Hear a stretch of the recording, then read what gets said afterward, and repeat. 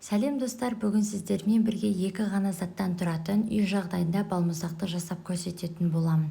Ең әуелі үйлеріңізде осындай өлшейтін таразы болатын болса, ыдысымызды оның үстіне қойып, 300 мл сүтті өлшеп алатын боламыз.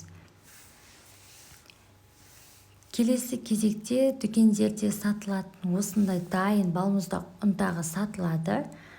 Мен фисташковый түрін қолданған болатынмын. Басқа да түрлері бар. Мысалы, какаодан немесе шоколадтан жасалатын түрлерін қолдансаңыздар болады өздеріңіздің қалауларыңыз бойынша.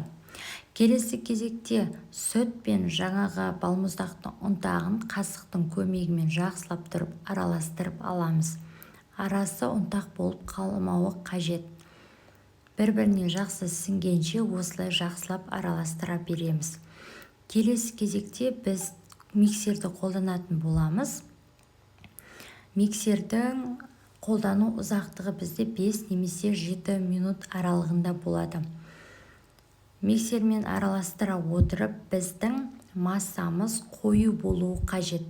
Міне өздеріңіз видеода көріп тұрғандарыңыздай осылай массамыз қою түске енді.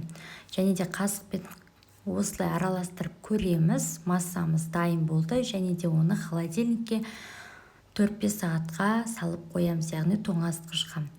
Міне біздің балмұздағымыз дайын болды.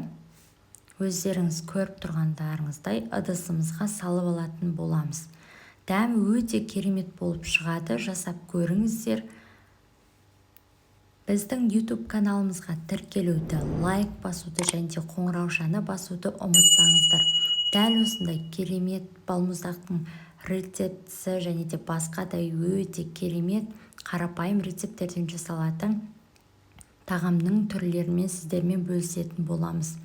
Міндетті түрде жасап көріңіздер.